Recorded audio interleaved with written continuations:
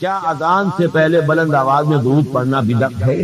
وہ بھی مانتے ہیں کہ یہ ہمیشہ نہیں تھا، ہم نے ابھی کیا، بدعت تو مانتے ہیں، لیکن وہ علامت رکھنا چاہتے ہیں، جیسے کہ آپ کہتے ہیں لا حول ولا قوت الا باللہ سے شیطان بھاگ جائے، لہذا وہ چاہتے ہیں دوسرے لوگ بھاگے یہاں سے، یہاں نہ آئے مسجد میں، خواہ یہاں آ کر ہماری چودراہٹوں میں خلل ڈالیں گے، یہ مسجد فلاں حنفیہ غوثیہ فلاں ہے لکھا موٹا سا ہو تو وہاں بھی ویسے بھاگ جائے گا، وہاں سے پاس نہیں آئے گا۔ تو یہ در حقیقت وہ شیطانوں کو بھگانے کے لیے اور اپنی چودراہٹوں کو مستحکم کرنے کے لیے انہوں نے شاعر بنا رکھے۔ تو اس کا علاج کیا ہے؟ فتویٰ میں دے دوں گا، کیا فائدہ ہو جائے گا؟ کچھ بھی نہیں ہوگا۔ آپ وہ بھی یہ تو نہیں کہتے کہ ہمیشہ سے تھی اذان کے اندر، یہ صحابہ کے دور میں ہوتی تھی، یہ اذان اس طرح پڑھی جاتی تھی۔ اہل تشیع سے اب جا کے معلوم ہوا ایران میں وہ اذان میں وہ الفاظ نہیں کہتے جو یہاں کے شیعہ کہتے ہیں کہ حضرت علی رضی اللہ تعالیٰ عنہ جو ہے وہ حضور کے خلیفہ بلا فخر تھے۔ بلا فخر ہونے کے معنی یہ ہو گئے کہ حضرت ابوبکر، حضرت عمر، حضرت عثمان تینوں کی خلافت زیرو ہو گئی اور اول روز سے خلیفہ حضرت علی۔ یہ الفاظ یہاں والے کہتے ہیں، وہاں والے نہیں کہتے، اور وہاں والے یہ کہتے ہیں جو الفاظ ہم کہتے ہیں کہ علی ولی اللہ ہیں، امیر المومنین ہیں، اس کو بھی ہم کہتے ہیں مستحب ہے، لازم نہیں ہے، یہ ان کا فتویٰ ہے مستحب۔ اچھا اس میں ہمیں بھی اس اعتبار سے کوئی اعتراض نہیں کہ ہم بھی امیر المومنین مانتے ہیں حضرت علی کو رضی اللہ تعالیٰ عنہ، ہم بھی انہیں ولی اللہ مانتے ہیں، اس میں کیا شک ہے؟ ہر صحابی ولی اللہ۔ اس ولایت کے اوپر اگلے درس میں گفتگو ہوگی، یہ نوٹ کر لیجیے، اس لیے کہ اس آیت الکرسی کے بعد اگلی دو آیتیں جو ہیں وہ ولایت کے موضوع پر ہیں۔ اللہ ولی الذین آمنوا یخرجهم من الظلمات الى النور والذین کفروا اولیاؤهم الطاغوت یخرجونهم من النور الى الظلمات۔ تو اس پر گفتگو ہو تو اولیاء اللہ جو ہے حضرت علی کا ولی نہیں ہے، یقیناً بہت بڑے ولی اللہ ہیں۔ تو یہ لیکن آیا اذان میں یہ کہنا چاہیے تو وہ بھی کہتے ہیں کہ یہ کوئی ہمارے نزدیک واجب نہیں ہے۔ یہ جب ان سے علماء سے بات کریں گے تو وہ بات کچھ اور کرتے ہیں، ان کے عوام اور جہلاء کا جو طرز عمل ہے وہ کچھ اور ہے، اور وہ وہی ہے کیونکہ میرا ایک لفظ آپ پڑھتے ہوں گے میرے انٹرویوز میں بار بار آیا، اگرچہ مجھے اندیشہ ہے کہ میرے اوپر فتوے لگنے شروع ہو جائیں گے، میں یہ کھل کر باتیں کہہ رہا ہوں۔ ہمارے ہاں فرقوں کی حیثیت کیا ہے؟ یہ مولویوں کی ٹریڈ یونینیں ہیں، جیسے پیشے ہوتے ہیں، یہ کہ ہم نے دین کو پیشہ بنا لیا۔ اسلام میں دین کا کوئی پیشہ نہیں۔ ہر مسلمان کو قابل ہونا چاہیے کہ اسے مسجد میں آئے ہوں اسے آگے کر دیا جائے، نماز پڑھائے۔ ہر مسلمان کو اس قابل ہونا چاہیے اپنی بچی کا خود نکاح پڑھائے۔ ہر مسلمان کو اس قابل ہونا چاہیے اپنے باپ کا جنازہ خود پڑھے، لیکن ہم نے تو چونکہ یہ کرنا ہی نہیں، لہٰذا ہم نے مولوی پاک رکھے ہیں اور ان کو ہم نے پیشہ بنا دیا۔ جب پیشہ ہو گیا تو پیشہ ورانہ چشمت، یہ تو ہے پروفیشنل جیلسی۔ کاروبار میں تو پھر رقابتیں ہوں گی، وہ رقابتیں ہیں۔ اب ہر ایک نے اپنا ٹریڈ یونین کا ٹریڈ نشان بنا رکھا، ٹریڈ مارک، ہم فلاں ہیں، ہم فلاں ہیں، ہم فلاں ہیں۔ یہ سارے دھندے جو ہیں ان کی جڑ کٹے گی کس سے؟ عربی سیکھو، پڑھے لکھے لوگ اسے لازم کریں اپنے اوپر کہ خود عربی سیکھیں، دین کا کم سے کم اتنا علم حاصل کر لیں۔ ہر پڑھا لکھا آدمی اس قابل ہونا چاہیے کہ نماز پڑھائے، کیوں نہ؟ تاکہ یہ جو ہمارے یہاں سول سروس بن گئی ہے اس کو، یہ ہوگا اس کا اصل حل۔ اور فتویٰ میں لگا دوں کہ یہ جائز ہے یا ناجائز ہے یا بدعت ہے یا سنت، اس سے کچھ حاصل نہیں ہوگا۔ نیز نماز کے بعد دعا کرنا کسی حدیث سے ثبوت ملتا ہے یا نہیں؟ جہاں تک مجھے معلوم ہے، دیکھیے میں نے ان چیزوں کے اوپر کوئی تحقیقیں نہیں کی ہیں۔ اکثر چیزیں جو ہے کچھ علماء سے ان کی آراء کیا جو علم حاصل ہوا اس کی بنا پر، میرے نزدیک اصل شے یہ ہے ہی نہیں۔ اصل شے قرآن کے اندر غور و فکر کریں، سوچ بچار کریں، اس کے وہ لوگوں تک پہنچانے کے لیے اپنا وقت صرف کریں، اور جو محکمات ہیں دین کے ان کو عام کریں۔ ان چیزوں کا جو ہے وہ، لیکن جہاں تک میں نے جو بھی مجھے علم حاصل ہوا ہے چاہے علماء کی صحبت سے یا سماعت سے، وہ یہ ہے کہ ثابت تو ہے کبھی کبھی آپ نے ہاتھ اٹھا کر نماز کے بعد دعا مانگی ہے، لیکن التزام ثابت نہیں ہے۔ ہمارے ہاں بدقسمتی سے، ہمارے ہاں تو عام طور پر تصور یہ ہو گیا ہے کہ گویا کہ اگر دعا نہیں مانگی تو نماز ہی نہیں پڑھی، گویا کہ نماز کا کوئی جزو لازم بن گیا۔ یہ اصل میں مغالطہ ہے۔ خاص طور پر سب سے بڑی حماقت جو ہوتی ہے وہ نماز جنازہ کے بعد دعا مانگنا ہے۔ نماز جنازہ ہے ہی صرف دعا، صرف دعا کے لیے کھڑے ہوتے ہیں، اللہ کی حمد و ثنا، حضور پر درود و پھر دعا۔ اب وہ چونکہ پتہ نہیں، جاہل لوگ ہیں، کچھ پتہ ہی نہیں ہم نے کیا پڑھا، یا پڑھتے ہی نہیں، پتہ ہی نہیں، دعا یاد ہی نہیں، وہ تو کھڑے ہو گئے آ کر، اس لیے کہ بہرحال عزیز ہے، فوت ہوا ہے تو اب شریک تو ہونا ہی ہے۔ اس وجہ سے وہ جہالت کی وجہ سے پھر وہ دعا کرتے ہیں۔ دعا کا کوئی مطلب ہی نہیں، دعا تو کی ہے، بہترین دعا کی ہے، مسنون دعا کی ہے، صف بستہ ہو کر کی ہے، امام کے پیچھے قبلہ رخ ہو کر کی ہے، اس سے بہتر دعا کون سی ہوگی؟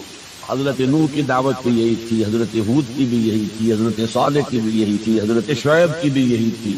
بس فرق کیا ہے کہ پہلے رسول آتے تھے اپنی اپنی قوموں کی طرف صرف، لہذا آپ کو ان رسولوں کے ضمن میں ملے گا یا قوم اعبدوا اللہ ما لکم من الہ غیرہ، اے میری قوم کے لوگوں اللہ کی عبادت کرو، اللہ کی بندگی کرو، اللہ کی پرستش کرو، اسی کو اپنا محبوب اصلی بناؤ اور اس کے ہر حکم کی اطاعت کرو۔ یا قوم اعبدوا اللہ ما لکم من الہ غیرہ، نبی اکرم صلی اللہ علیہ وسلم پر آ کر، کیونکہ آپ کی بعثت ہے پوری نوع انسانی کے لیے، تو اب یا قوم کا لفظ نہیں رہا، یا ایھا الناس، اے لوگو، اے بنی نوع انسان، یا ایھا الناس اعبدوا ربکم الذی خلقکم والذین من قبلکم لعلکم تتقون، اے لوگو عبادت کرو، بندگی کرو، پرستش کرو اپنے اس رب کی جس نے تمہیں بھی پیدا کیا اور جو تم سے پہلے تھے ان کو بھی پیدا کیا تاکہ تم بچ۔ یہ کیوں کہا دوہرا کر تم سے پہلوں کو بھی پیدا کیا؟ اس لیے کہ اکثر و بیشتر گمراہ لوگ مشرکین کیا کہتے تھے اپنے رسولوں سے کہ ہم تو بس نہیں اپنے آباء و اجداد کے راستے پر چلیں گے، ما وجدنا علیہ آباءنا، جس طریقے پر جس طرز عمل پر ہم نے اپنے آباء و اجداد کو پایا ہے ہم نے اسی پر چلنا ہے۔ تو واضح کر دیا تم بھی مخلوق ہو وہ بھی مخلوق تھے، تم بھی انسان ہو وہ بھی انسان تھے، تم سے بھی غلطی ہو سکتی ہے ان سے بھی ہو سکتی تھی، لہذا یہ اصول نہیں ہے کہ جو بھی آباء و اجداد کی ریتیں ہیں، رسمیں ہیں، طریقے ہیں اور جو ان کے عقیدے ہیں انہی کو آپ لے کر چلے، بلکہ آپ تو تلاش کریں صحیح عقیدہ کیا ہے، صحیح زندگی گزارنے کا طریقہ کیا ہے، اس کو اختیار کریں۔ یا ایھا الناس اعبدوا ربکم الذی خلقکم والذین من قبلکم لعلکم تتقون، تاکہ تم بچ جاؤ جہنم کی آگ سے۔ یہ جو میں نے بتایا کہ اطاعت کلی، ہما تن، ہما وقت، ہما وجوہ، جزوی اطاعت نہیں، کچھ یہ ذرا نوٹ آف کاشن ہے۔ اگر ہم اللہ کا ایک حکم مانیں گے ایک نہیں مانیں گے، یہ جزوی اطاعت ہے، یہ اللہ کو قبول نہیں۔ اللہ کی طرف سے تو یوں سمجھیے کہ پیکج ڈیل ہے، ٹیک اٹ اور لیو اٹ، لینا ہے تو پورا لو ورنہ دفع ہو۔ اللہ کو تمہاری ضرورت نہیں ہے، تمہیں اللہ کی ضرورت۔ یا ایھا الذین آمنوا ادخلوا فی السلم کافہ، اے ایمان والو اسلام میں داخل ہونا تو پورے کے پورے، ادھورے نہیں۔ اور سورہ بقرہ کی آیت نمبر 85 کے اندر تو جو وعید آئی ہے، افتؤمنون ببعض الکتاب وتکفرون ببعض، کیا تم ہماری کتاب ہماری شریعت کے کچھ حصے کو مانتے ہو اور کچھ کو رد کرتے ہو؟ وما جزاء من یفعل ذلک منکم، تو جو کوئی بھی تم میں سے یہ روش اختیار کریں گے ان کی کوئی سزا اس کے سوا نہیں ہے، کان کھول کر سنیے، ان کی کوئی سزا اس کے سوا نہیں ہے کہ دنیا میں ذلیل و خوار کر دیے جائیں اور قیامت کے دن یردون الی اشد العذاب، شدید ترین عذاب میں جھونک دیے جائیں۔ وما اللہ بغافل عما تعملون، اللہ غافل نہیں ہے، بے خبر نہیں ہے، لائی نہیں ہے اس سے کہ جو تم کر رہے۔ تم اپنی داڑھیوں کے طول سے اللہ کو دھوکہ نہیں دے سکتے، تم اپنے پائجاموں کو ٹخنوں سے اوپر رکھ کے اللہ کو دھوکہ نہیں دے سکتے کہ تم بہت متبع رسول ہو، تم اپنے عمروں اور حجوں سے اللہ کو دھوکہ نہیں دے سکتے۔ اللہ کہ حرام کی کمائی سے حج کیا جائے، حرام کی کمائی سے عمرہ کیا جائے، تو یہ جو جزوی اطاعت کی کوئی اطاعت نہیں، اللہ کو قبول نہیں۔ آدمی سوچتا ہے کہ چلیے میں نے یہ کام اچھے کیے، یہ برے کیے، مجھے اچھے کاموں کا کچھ کریڈٹ بھی تو ملنا چاہیے نا، لیکن نہیں، اللہ کہتا ہے جزوی اطاعت منہ پر دے ماری جائے۔ اور جو دنیا کی سزا ہے وہ تو ہم اپنی آنکھوں سے دیکھ رہے ہیں، 130، 140 یا 150 کروڑ مسلمان دنیا میں، ذرا اندازہ کی، لیکن ہماری رائے کی کوئی اہمیت ہے؟ بین الاقوامی معاملات میں کوئی ہم سے مشورہ دیتا ہے کہ آپ کا کیا خیال ہے؟ کس نمی پرسد کے بھیا کیستی، ایسے بھی ملک تھے کہنا چاہیے، اب تو ان کا حال پتلا ہے، دولت کے انبار تھے ان کے پاس، کہ ان کا مذاق اڑتا تھا مغربی ممالک، تو چاہے سعودی بادشاہ ہو اور چاہے وہ UAE کے امیر ہو، مذاق نہیں اڑتا تھا، کوئی حیثیت۔ حالانکہ کتنا بڑا رقبہ ہے انڈونیشیا کے آخری جزیروں سے لے کر موریٹانیا تک، سالڈ اسلامی آبادی، مسلمان آبادی۔ آپ کہیں گے کہ یہ بھارت جو ہے اس میں تو اکثریت تو نہیں ہے، لیکن 15 کروڑ یا 18 کروڑ تو آدمی یہاں موجود ہیں، لیکن کوئی عزت، کوئی حیثیت دنیاوی بین الاقوامی سطح۔ بہرحال یہاں بھی ہے لوگ، کھاتے پیتے لوگ ہیں، ان کی اپنی کچھ عزت ہے اپنے معاشرے کے اندر، لیکن بحیثیت امت، بحیثیت قوم کیا حیثیت ہماری؟ تو اللہ خزی فی الحیات الدنیا، وہ تو ہماری نگاہوں کے سامنے موجود ہے۔ اب قیامت کے دن کے بارے میں جو دھمکی اللہ نے دی ہے، وہ یوم القیامت یردون الی اشد العذاب، قیامت کے دن شدید ترین عذاب میں جھونک دوں گا۔ اس پر اللہ سے معافی طلب کی جا سکتی ہے، دعا ہی کی جا سکتی ہے اللہ ہم پر رحم فرمائیے۔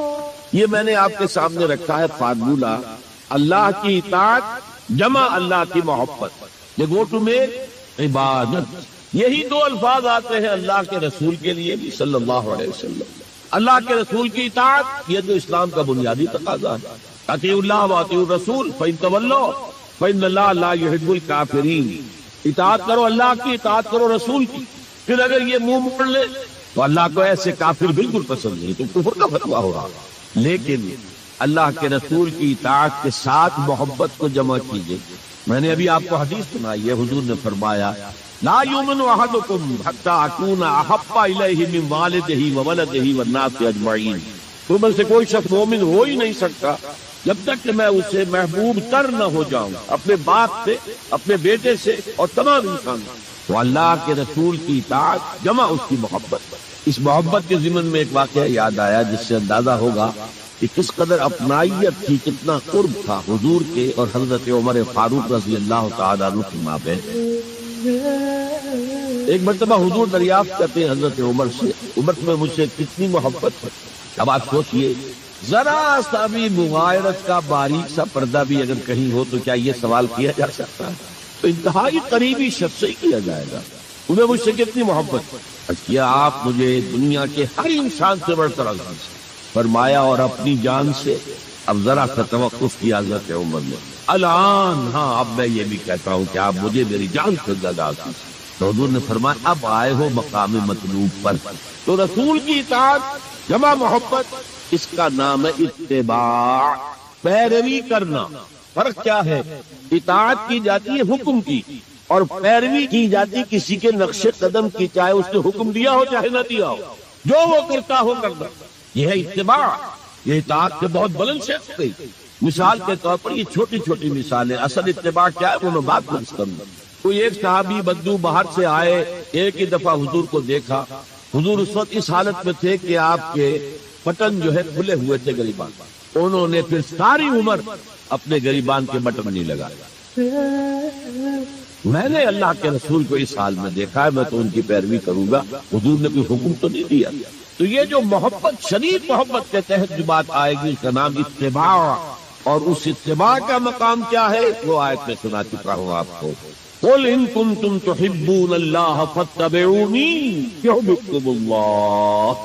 اے نبی ان سے کہہ دیجئے اگر تم اللہ سے محبت کرتے ہو تو میرا اتباع کرو، میرے نقش قدم پر چلو، میری پیروی کرو، اللہ تم سے محبت کرے گا، تم اللہ کے محب نہیں محبوب بن جاؤ۔ اور اگر کہیں کوئی لغزش ہو گئی، کوئی خطا ہو گئی، کہیں جذبات کی رو میں بہہ کر کوئی گناہ کر بیٹھے تو اللہ معاف فرما دے گا۔ اللہ بڑا غفور ہے، اللہ بڑا رحیم ہے۔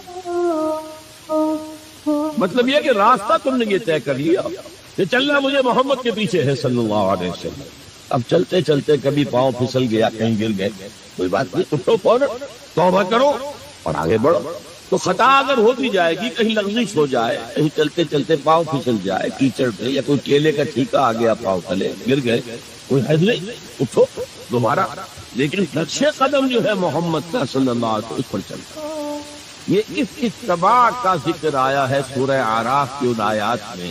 آپ کو معلوم ہے کہ حضرت موسیٰ علیہ السلام کو جب تورات پر طلب کیا گیا تو کوہ طور پر تورات گرنے کے لیے، تو پہلے 30 دن کے لیے بلایا تھا، پھر 10 دن کا اور اضافہ کر دیا گیا، 40 دن ہو گئے۔ فَتَمَّتْ مِيقَاتُ رَبِّكَ 40 لَيْلَةً۔ اس اسنا میں پیچھے فتنے میں مبتلا ہو گئے بنی اسرائیل۔ سامری اس نے ڈھونگ رچایا اور ایک بچڑا جو ہے وہ سونے چاندی کا بنایا وہ بچڑا ڈھال کر کھڑا کر دیا، اس میں سے کچھ تھوڑی سی آواز بھی نکلتی تھی، کوئی ایسی ہے کہ ہوا گزرتی تھی تو آواز سی آتی تھی۔ کہا یہ ہے تمہارا الہ۔ یہ تو موسیٰ کو بھول گیا کہاں گیا ہے، کوہ طور کے اوپر کس خدا سے ملنے گیا ہے، خدا تو یہ ہے۔ اور بنی اسرائیل کے بہت سے لوگ اس فریب میں آ گئے اور بچڑے کی پوجا کر۔ اب جب حضرت موسیٰ آئے، اور آپ کو معلوم ہے حضرت موسیٰ کا مزاج جلالی تھا، وہ پتھر کی تختیاں لے کر آئے تھے کہ جن پر کوہ طور پر اللہ تعالیٰ نے اپنے احکام عشرہ جو ہیں 10 کمانڈمنٹس مشہور، وہ کندہ کر کے آپ کو دیے تھے، وہ ہاتھ میں لے کر آئے۔ یہاں ہوا یہ صورت پیش آتا ہے، فالقل اولواح، وہ تختیاں تو آپ نے زمین پہ ڈالی، اور پھر جو احتساب کیا ہے پہلے تو اپنے بھائی حضرت ہارون کا، ان کی داڑھی کے بال پکڑے، ان کے سر کے بال پکڑے اور کھینچا اپنی طرف۔ اس نے کہا کہ بھائی مجھے ذلیل نہ کرو لوگوں کے سامنے، میں نے انہیں روکا لیکن یہ تو مجھے قتل کرنے پر تل گئے تھے، اور مجھے اندیشہ یہ ہوا کہ کہیں آپ واپس آ کر یہ نہ کہیں ان فرقت بین بنی اسرائیل، کہ تم نے تو بنی اسرائیل کے درمیان تفرقہ پیدا کر دیا۔ تو میں نے کہا آپ ہی واپس آ کر لکھتے۔ اب پہلی بات نوٹ کیجئے، تاریخ انسانی کا یہ عظیم واقعہ ہے، کئی ہزار یہودی اپنے اپنے قبیلے کے لوگوں کے ہاتھوں ذبح کیے گئے۔ اللہ تعالیٰ نے حکم دیا اور حضرت موسیٰ نے وہ حکم دیا، اللہ کا حکم موسیٰ نے پہنچایا کہ 12 قبیلے میں ہر قبیلے کے جن لوگوں نے یہ حرکت کی ہے ان کو اسی قبیلے کے لوگ اپنے ہاتھ سے ذبح کریں۔ اب یہ بہت بڑی توبہ تھی، بہت بڑی توبہ تھی، بہت بڑی توبہ تھی، اپنے قبیلے کے لوگوں کو قتل کر دینا۔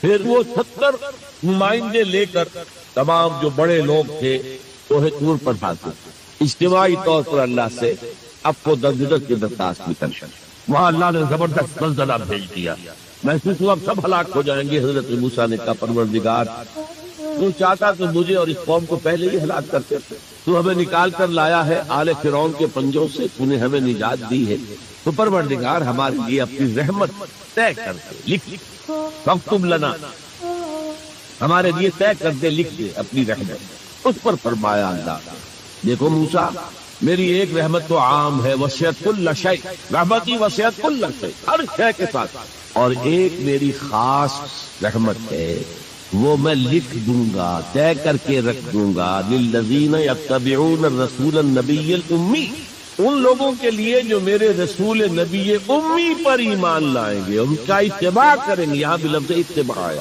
اور اس میں پھر حضور صلی اللہ علیہ وسلم کی کچھ شان بیان ہوئی ہے، بات لمبی ہو جائے گی، اور پھر فرمایا یہ گویا کہ اتباع کی تفسیر آ رہی ہے۔ اتباع کا مطلب کیا ہے؟ والذین آمنوا بہ وعزروہ ونصروہ واتبعوا النور الذی انزل معہ اولئک ھم المفلحون، تو جو لوگ ان پر ایمان لائیں گے اور جو ان کی تعظیم کریں گے اور جو ان کی نصرت کریں گے، مدد کریں گے، اور جو اس نور کی پیروی کریں گے جو ان کے ساتھ نازل کیا جائے گا، تو وہی ہوں گے مفلحون، وہ ہوں گے کامیاب ہونے والے، فلاح یافتہ لوگ وہ ہوں گے جو یہ 4 رشتے ہمارے اس رسول نبی امی کے ساتھ پختگی کے ساتھ قائم کرتے۔ یہ 4 رشتے کیا ہیں؟ اتباع رسول کا تقاضا اول تو ان 4 الفاظ کے حوالے سے سمجھیے، پھر ذرا ایک دوسرے انداز میں بھی بیان کروں گا۔ والذین آمنوا بہ، پہلا قدم ایمان، لیکن ایمان کے سمجھ لیجئے اچھی طرح 2 درجے ہیں۔ آپ میں سے بہت سے حضرات کو مجھے توقع ہے ایمان مجمل، ایمان مفصل یاد ہوگی۔ ایمان مجمل کیا؟ آمنت باللہ کما ہوا باسمائہ وصفاتہ وقبلت جمیع احکامہ اقرار باللسان وتصدیق بالقلب۔ پہلا درجہ ہے اقرار باللسان، اشہد ان لا الہ الا اللہ واشہد ان محمد رسول اللہ۔ کوئی ہو، ہندو ہو، سکھ ہو، پارسی ہو، عیسائی ہو، یہودی ہو، یہ کلمہ پڑھے اور وہ مسلمان ہو گیا۔ اقرار باللسان پر ہمارا دنیا میں مسلمان سمجھا جانا موقوف، لیکن اصل ایمان یہ نہیں، اصل ایمان ہے تصدیق بالقلب، دل میں یقین۔ جب تک دل کا یقین نہ ہو ایمان نہیں۔ منافقین جو تھے مدینے کے نمازیں بھی پڑھتے تھے، حضور کی اقتداء میں پڑھتے تھے، اور جو رئیس المنافقین تھا عبداللہ ابن ابی ابن سلول، وہ تو پہلے میں ہوتا تھا، اور جب حضور خطبہ دیتے تھے جمعے کا تو پہلے خود کھڑا ہوتا تھا اپنی اہمیت ظاہر کرنے کے لیے۔ دیکھو لوگوں یہ اللہ کے رسول ہیں، ان کی بات پوری توجہ سے سنو، یہ صرف اپنی چودراہٹ کے اظہار کے لیے کہ میں بڑی خیر ہوں، اس لیے کہ وہ خزرج کا بڑا سردار تھا، اوس اور خزرج کے 2 عرب قبیلے تھے مدینے میں، جن میں سے کہ خزرج کا قبیلہ بڑا تھا، اوس کا چھوٹا، اور خزرج کا سردار یہ عبداللہ ابن ابی، اور اس کے بارے میں یہ طے ہو چکا تھا کہ اسے ہم اپنا بادشاہ بنا لیں گے۔ چنانچہ سونے کا تاج تیار ہو چکا تھا، ابھی تاج پوشی صرف باقی تھی کہ حضور تشریف لے آئے ہجرت فرما کر، بے تاج بادشاہ آ گیا صلی اللہ علیہ وسلم، لہذا اس کے سارے خواب جو ہے وہ منتشر ہو گئے، لہذا پہلے دن سے پکا منافق ایمان لایا، اگرچہ وہ بھی ذرا دیر سے لایا، غزوہ بدر کے بعد لایا۔ پہلے اس نے سوچا تھا ابھی تیل دیکھو، تیل کی دھار دیکھو، تیل کی دھار جو نظر آئی غزوہ بدر میں کہ 313 نے 1000 کو شکست دی ہے، اور یہ نہتے تھے، تلواریں بھی سب کے پاس نہیں تھی، کچھ لوگوں کے پاس تلواریں تھی، اور وہ 1000 کیل کانٹے سے لیس ہو کر مکے سے آئے تھے. 70 بڑے بڑے سردار ان کے مارے گئے عین میدان میں کھیت رہے اور 70 جو ہے ان کے قیدی بن گئے. تب اس نے کہا کہ ٹھیک ہے اب تو ایمان لے آنا چاہیے کیونکہ یہ تو معلوم ہوتا بڑی طاقت. بہرحال سب سے پہلے میں کہہ رہا تھا کہ ایمان، لیکن ایمان دل. قرآن مجید نے کیا کہا ان منافقین کے بارے میں؟ اذا جاءك المنافقون قالوا نشهد انك لرسول اللہ. سورہ منافقون ہے کہ نہیں 28 پارے. اے نبی جب آپ کے پاس منافق آتے ہیں کہتے ہیں ہم گواہ ہیں، ہم گواہی دیتے ہیں کہ آپ اللہ کے رسول ہیں. اور اس پر اللہ کا تبصرہ دیکھیے واللہ یعلم انک لرسول، اور اللہ خوب جانتا ہے کہ آپ ان کے رسول ہیں اس کے. اب میں ذرا ترجمہ کیا کرتا ہوں، اللہ سے بڑھ کر کس کو معلوم ہے کہ آپ اللہ کے رسول ہیں. لیکن واللہ یشہد ان المنافقین لکاذبون، اللہ گواہی دیتا یہ منافق جھوٹے. مسلمان تو وہ تھے، کلمہ گو تھے، حضور کی امامت میں نمازیں پڑھ رہے تھے، لیکن منافق تھے. اللہ نے منافق قرار دیا. دل ایمان سے خالی تھے، بلکہ ہوتے ہوتے دلوں کے اندر حضور سے عداوت پیدا ہو گئی، اہل ایمان سے عداوت پیدا ہو گئی. اسی سورہ مبارکہ میں آگے چل کر آتا ہے ہم العدو فاحذرہم، اصل دشمن یہ ہے، یہ مارے آستین ہیں. جو کافر ہے وہ تو باہر سے حملہ کرتے ہیں، پتہ چلتا ہے سامنے سے آ کر لاٹھی مار رہا ہے کوئی آپ کو، یہ تو آپ کے آستین کے اندر بیٹھے ہوئے ہیں مسلمان بن کر، اور یہ وہاں سے ڈنک ماریں گے، مارے آستین. بہرحال اب ہم میں سے ہر ایک کو جائزہ لینا ہوگا، اپنے گریبان میں جھانکیں، اپنے دل کی گہرائیوں کو ٹٹولیں. یقین والا ایمان ہے ہمارے پاس یا نہیں؟ یہ یقین والے ایمان کا میں اگر آپ کو انگریزی میں ترجمہ کر کے بتاؤں کہ شاید آپ زیادہ بہتر سمجھیں. Personal conviction, racial creed. ہم ایک نسل ہے، اپنے والدین سے ہم نے کچھ چیزیں سیکھی ہیں، والدین اس میں بلیو کرتے تھے، اللہ، رسول، قرآن، کتاب، جنت، دوزخ، قیامت، ہم بھی مانتے ہیں. بس اس ریشیل کریڈ، یہ تو ایک نسلی عقیدہ. اصل شے جو ضروری ہے پرسنل کنوکشن، اپنا یقین، ذاتی یقین. تو سب سے پہلے تو اللہ کے رسول صلی اللہ علیہ وسلم کی رسالت پر یقین.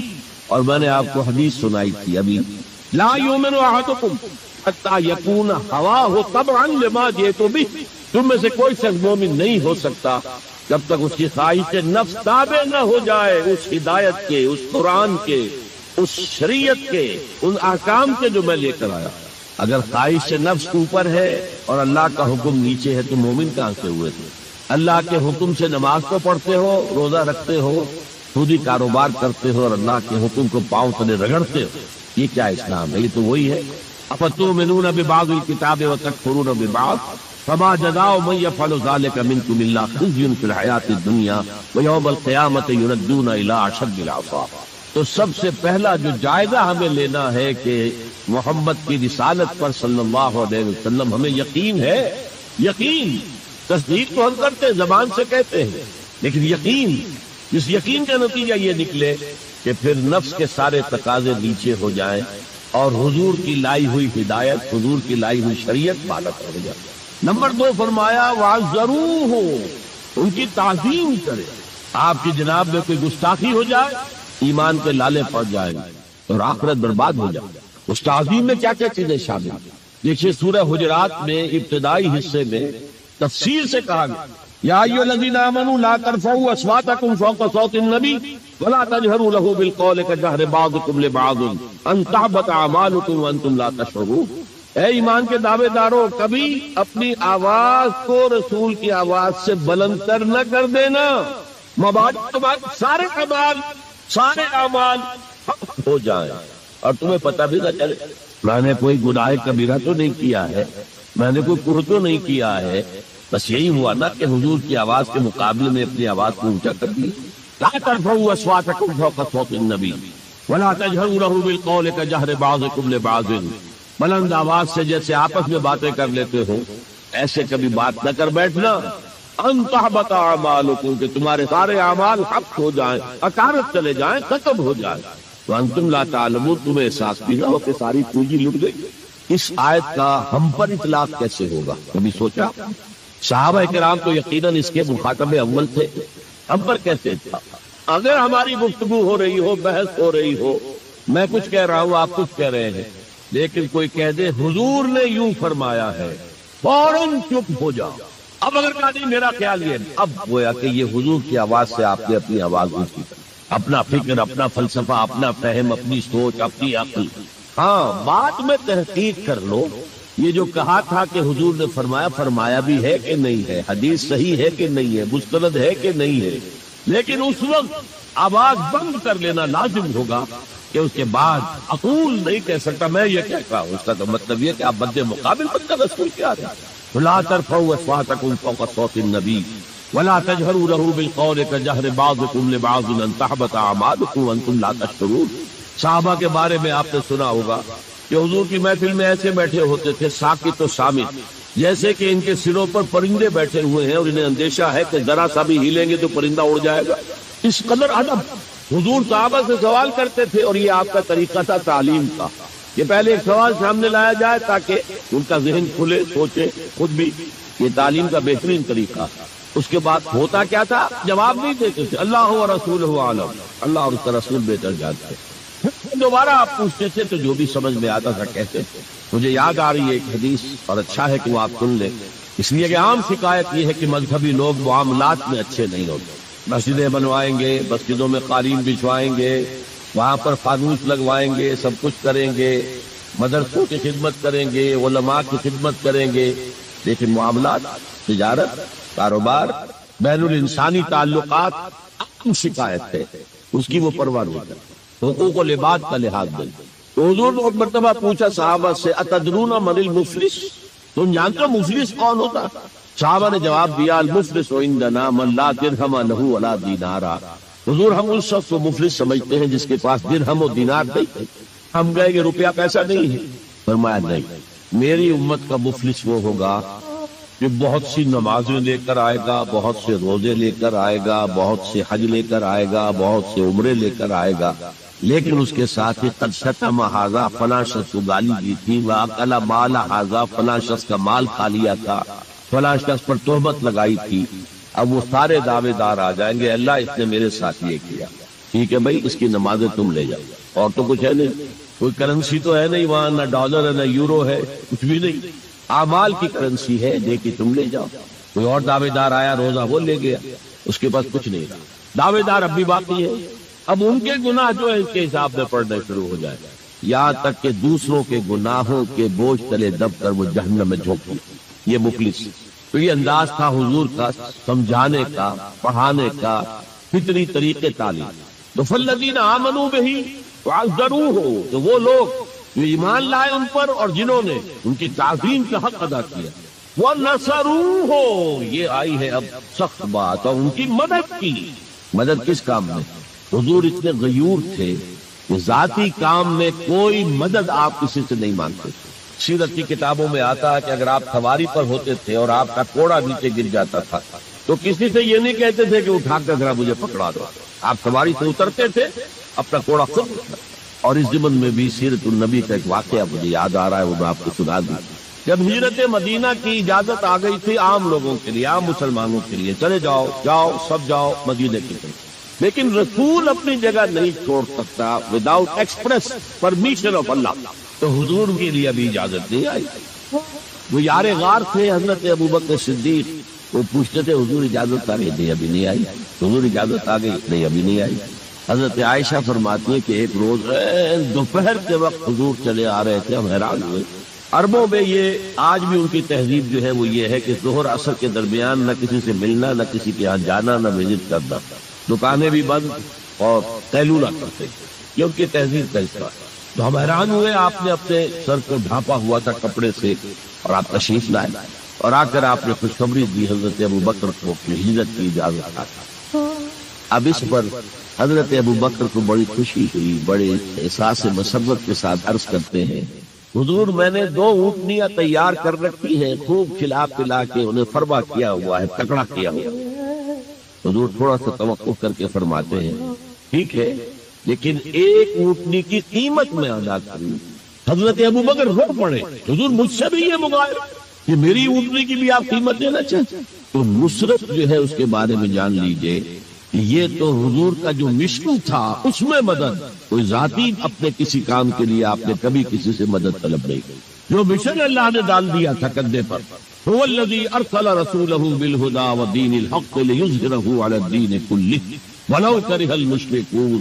وہی تو ہے اللہ جس نے بھیجا ہے اپنے رسول محمد کو صلی اللہ علیہ وسلم الہدا دے کر، قرآن حکیم دے کر اور دین حق دے کر. صرف قرآن نہیں، دین حق. جو عربی سے واقف ہے کچھ لوگ وہ سوچتے ہوں گے جو واو جو آیا ہے درمیان میں، یہ واو تفسیری ہے، یہ واو عطف ہے. اگر یہ واو عطف ہے تو مغایرت ہو جائے گی. الہدا کچھ اور ہے، دین حق کچھ اور ہے، مغایرت لازم ہے معطوف اور معطوف علیہ کے اندر. وہ مغایرت کیا؟ صرف قرآن پر کوئی نظام نہیں بن سکتا. نظام بنتا ہے جب قرآن پر سنت رسول کا اضافہ کیا. لہذا دین حق صرف قرآن نہیں ہے، قرآن مما سنت رسول صلی اللہ علیہ وسلم اب نظام بنتا ہے. جیسے قرآن میں کتنی دفعہ کہا اقیموا الصلاۃ اقیموا الصلاۃ اقیموا الصلاۃ الذین یقیمون الصلاۃ، کتنی مرتبہ. لیکن کیا نماز کا کوئی نظام بن سکتا ہے قرآن کی بنیاد پر؟ کیا یہ نماز کے 5 اوقات معین ہو سکتے ہیں یقین کے ساتھ؟ اشارات تو ہیں، لیکن یہ کہ کیا یقین کے ساتھ 5 کا یہ معاملہ؟ یہ تو معلوم ہے کہ قیام بھی ہے، رکوع بھی ہے، سجود بھی ہے. ترتیب کیا ہے؟ یہ کسی قرآن مجید کی آیت سے ثابت ہوتا. پھر ہر رکعت میں رکوع ایک ہے، سجدے 2 ہوں، یا تو سجدہ بھی ہوگا یا رکوع بھی 2 ہو. لاکھ اختلاف ہو جاتے. یہ جو 1400 برس ہو گئے کہیں پریڈ ٹوٹتی ہے. اگر یہ ہوتا کسی کے نزدیک رکوع بھی 2 ہے تو ایک رکوع کے بعد دوسرا رکوع کرتا، باقی لوگ گئے ہوتے سجدے کے اندر، ٹوٹ گئی نا پریڈ.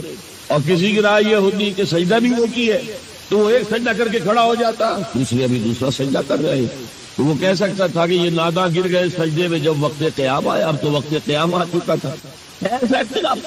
سن 62 میں پہلی مرتبہ جب حج پر گیا ہوں تو سب سے بڑا تاثر میرا یہی تھا کہ 1400 برس ہو گئے ہیں اور امت کتنے وسیع علاقے میں پھیلی ہے. ہر نسل کے لوگ اس میں آئے ہیں، ہر رنگ کے لوگ آئے ہیں، ہر جغرافیائی پس منظر کے لوگ آئے ہیں، ہر تاریخی پس منظر کے لوگ آئے ہیں. لیکن یہ نماز میں کوئی فرق نہیں. نماز ٹوٹتی نہیں گئی، ایک پریڈ چل رہی. تو نماز کا بھی نظام سنت کے بغیر نہیں بنتا. تو نظام زندگی، مکمل نظام زندگی، وہ قرآن پر سنت کے اضافے سے وجود میں آئے گا. اس لیے قرآن کو علیحدہ کہا اور دین الحق کو علیحدہ کہا. اور دین الحق کسے کہتے ہیں؟ دیکھیے دین کے بنیادی معنی ہے جزا و سزا. مالک یوم الدین ہم پڑھتے ہیں کہ نہیں؟ ارایت الذی یکذب بالدین، تم نے دیکھا اس شخص کو جو جزا و سزا کا منکر ہے. اب یہ جزا و سزا یقیناً کسی قانون کے تحت ہوتا ہے، اور قانون کا ساتھ تصور ہے قانون بنانے والا کون ہے. جس کو آپ مانیں گے قانون بنانے والا اور اس کی اطاعت میں پورا نظام زندگی دے دیں گے، اس کا دین ہے جو آپ نے اختیار کیا ہے. قرآن مجید میں مرکب اضافی کی شکل میں اس دین کی نسبت یا بادشاہ مصر کی طرف ہوئی ہے یا اللہ کی طرف ہوئی ہے. ما کان لیاخذ عصاہ فی دین الملک، حضرت یوسف کے پاس علیہ الصلوۃ والسلام جب اتنے طویل عرصے کے بعد 11 بھائی آئے، ان میں بنیامین بھی تھا جو آپ کا حقیقی بھائی، اسے اپنے پاس رکھنا چاہتے تھے.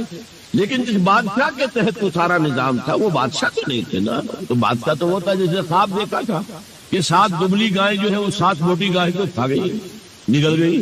اس کی تعبیر بتائی تھی، ابھی تو جیل سے نکلی تھی. اب یہ کہ بہت سب سے بڑے وزیر تھے، آپ انہیں جو چاہیں کہہ لیں، نہیں بادشاہ تو نہیں تھے نا. نظام تو بادشاہ کا، اور بادشاہ کے قانون کے مطابق وہ باہر سے آئے ہوئے کسی شخص کو اپنے پاس روک نہیں سکتے تھے. ما کان لیأخذ اخاہ فی دین الملک، تو اللہ تعالیٰ نے وہ پھر ہیلا نکالا ان کے لیے. تفصیل آپ کے علم میں ہے. کذالک کدنا لیوسف، ہم نے اس طریقے سے ایک تدبیر کر دی یوسف کے لیے، اللہ نے اپنے ذمے لے لی بات. تو دین الملک، دین الملک کیا ہے؟ بادشاہ مطاع مطلق ہے.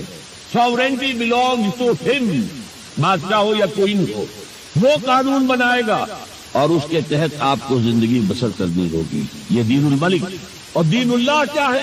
اللہ مطاع مطلق، اللہ ساورن، ان الحکم الا للہ لا یشرک فی حکمہ احدا. اس نے جو قانون دیا ہے اس کے تحت پوری زندگی، سیاسی نظام اسی کے تحت ہو، معاشی نظام اسی کے تحت ہو، کرمنل لا اس کے تحت ہو، سول لا اس کے تحت ہو، لا آف انہیریٹنس اس کے تحت ہو، قانون شہادت اس کے تحت ہو، سماجی نظام بھی اللہ کے حکم کے مطابق وہ ہے دین اللہ. اللہ مطاع مطلق کے قانون کے تحت پوری زندگی کا جانا. اذا جاء نصر اللہ والفتح ورأيت الناس يدخلون في دین اللہ افواجا. جب اللہ کی مدد آ گئی اور فتح آ گئی، اور اے نبی آپ نے دیکھا کہ اب لوگ جوق در جوق آ رہے ہیں، فوج در فوج آ رہے ہیں، گروہ در گروہ آ رہے ہیں، قبیلوں کے وفد پر وفد چلے آ رہے ہیں اسلام لانے کے لیے. یہ کیفیت کیا تھی؟ دین اللہ میں داخل ہونے کا ان کا فیصلہ. اب ذرا سی ٹیڑھی بات آ رہی ہے. پوری دنیا میں دین جمہور، sovereignty of the people, not on God, sovereignty of the people. ہمارے نمائندے ہیں، ہم ووٹ دیں گے انہیں، وہ جائیں گے اسمبلی میں، جو چاہیں گے قانون بنائیں گے. وہ مرد کے ساتھ شادی کو اگر رجسٹر کرنا چاہیں، اجازت دینا چاہیں، لائسنس ایشو کر سکتے. ایک مرد شوہر ہوگا، ایک دوسرا مرد بیوی ہوگا. Legally they will be wife and husband. Lesbians ہیں، عورتیں ہیں، آپس میں شادی کرنا چاہتی ہیں، دو عورتیں ٹھیک ہے، لو بھائی کر دو. ہومو سیکسولیٹی جائز ہے بالکل، بلکہ اب تو اسے کہا جا رہا ہے کہ یہ نارمل انکلینیشن مانی جانی چاہیے. ہومو سیکسولیٹی، ہم جنس پرستی، اسے کوئی برا نام دینا ہی نہیں چاہیے. It's a normal attitude. یہ ہے اس سوشل انجینئرنگ پروگرام کا معاملہ کہ جو ابھی چند سال پہلے یونائٹڈ نیشنز آرگنائزیشن کی جنرل اسمبلی نے جو سوشل انجینئرنگ پروگرام بنایا ہے نوع انسانی کے لیے، اس میں تو کیا مقصد تھا حضور کا؟ کیا آپ کو دی گئی کتاب نمبر 1 الہدا، اور نمبر 2 دین حق، تاکہ دین کو غالب کرے. کوئی پیارا سا خیال آیا ذہن میں. دیکھیے یہ آپ کا عام محاورہ ہے، ایک میان میں 2 تلواریں نہیں سما سکتا. ایک جگہ قانون نہیں ہو سکتے، مذہب 100 بھی ہو سکتے ہیں ایک جگہ. اس لیے کہ مذہب کو عام دنیا کیا مانتی ہے کہ مذہب کا تعلق صرف 3 چیزوں سے. کچھ عقائد ہوں گے، ایک خدا کو ماننے والے، 100 خداؤں کو ماننے والے، کسی کو نہ ماننے والے. کچھ عبادات کی رسومات ہوں گی، نماز ہے، روزہ ہے، یا پوجا پاٹ ہے، یا گرو گرنتھ سنگھ کا وہ اکھنڈ پاٹ، یعنی پورا اس کی تلاوت مکمل، کوئی وقفہ ڈالے بغیر وہ چاہو کرو. سوشل کسٹمز ہوتے ہیں، بچہ پیدا ہوگا تو کیا کریں گے؟ عقیقت کریں گے، بپتسمہ دیں گے. عیسائی بپتسمہ دیتے ہیں، بیپٹائز کرتے ہیں. ہم عقیقت پیدا ہوتے ہی دائیں کان میں، اذان بائیں میں، اقامت کرتے ہیں. کوئی مر جائے گا تو کیا کریں گے؟ ڈیڈ باڈی کا جلائیں گے یا دفنائیں گے، یا پارسیوں کی طرح کہیں اونچی جگہ پر رکھ دیں گے کہ کیلیں اور کوے آئیں اور کھا جائیں. کم سے کم ان کی غذا کا تو کام چلے نا. زمین میں دبا دیں گے تو مٹی ہو کر مٹی میں مل جائے گا، کسی کے کام ہی نہیں آئے. بہرحال ان 3 چیزوں کے مجموعے کا نام ہے مذہب. جبکہ دین کے اندر 3 چیزیں مزید شامل ہو جاتی ہیں: سماجی نظام، معاشی نظام، سیاسی نظام. یہ 3 جمع 3 بن کر دین بنتا ہے. تو دین تو 2 نہیں ہو سکتے. جمہوریت اور آمریت تو ساتھ ساتھ نہیں ہو سکتے. کیپٹلزم اور کمیونزم تو ساتھ ساتھ نہیں ہو سکتے. ڈیموکریسی اور ملوکیت تو ساتھ ساتھ نہیں ہو سکتے. اس اعتبار سے ایک مغلوب ہوگا، ایک غالب ہوگا. مغلوب مذہب بن جائے گا اور غالب دین ہو. آج دین جمہور غالب ہے. تو یہ اقبال کا شعر ہے بڑا پیارا: بندگی میں گھٹ کے رہ جاتی ہے ایک جوئے کباب، اور آزادی میں بہرے بے قرار ہے زندگی. اگر دین آزاد ہے، غالب ہے، چھایا ہوا ہے، تو وہ ہے اصل دین، ورنہ وہ سکڑ کر مذہب بن جائے. ہم 60 سال پہلے دین انگریز پڑھتے تھے. حاکم کون تھا؟ کوئی بادشاہ کو ملکہ بیٹھا ہوا یا بیٹھی ہوئی انگلستان میں، وائس رائے یہاں ایک ہوتا تھا، لیکن وہ حاکم نہیں تھا، ساورن نہیں تھا. ساورنٹی ان کی تھی، اصل حکومت ان کی تھی.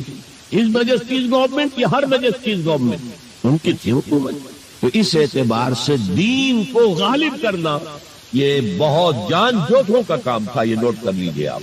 دیکھیے تمام نبی اور رسول مبلغ بن کر آئے، داعی بن کر آئے، بشیر بن کر آئے، نذیر بن کر آئے، بشارت دینے والے کہ اللہ کے راستے پر آؤ گے فراح و ریحان و جنت نعیم. اور اگر انذار کرنے والے نذیر بن کر آئے، اگر غلط راستے پر جاؤ گے تو جہنم ہے. حضور بھی یا ایھا النبی انا ارسلناک شاہدا و مبشرا و نذیرا و داعیا الی اللہ باذنہ و سراجا منیرا. یہ جو 5 حیثیتیں ہیں یہ مشترک ہیں حضور میں اور تمام انبیاء میں. اگرچہ ہر حیثیت میں حضور کی اپنی شان ہے جس میں کوئی دوسرا نبی ان کے قریب نہیں آ سکے گا. لیکن نوٹ کیجئے یہ آیت جو میں اس وقت آپ کے سامنے رکھ رہا ہوں، جس کے لیے نصرت مطلوب تھی، آؤ میرا ہاتھ بٹاؤ، یہ قرآن میں 3 دفعہ آئی ہے محمد الرسول اللہ کے لیے اور کسی کے لیے نہیں آئی. ابراہیم کی نسبتیں دیکھیے، 3 نسبتیں ہیں کتنی اعلیٰ بلند. خلیل اللہ ہے، واتخذ اللہ ابراہیم خلیلا. ابو الانبیاء ہے، سینکڑوں رسول اور نبی ان کی اولاد میں آئے. حضرت اسحاق کی اولاد سے وہ جو prophets of the Old Testament ہے، ان کی کتابیں جو ہے صحیفے ہیں، دیکھیے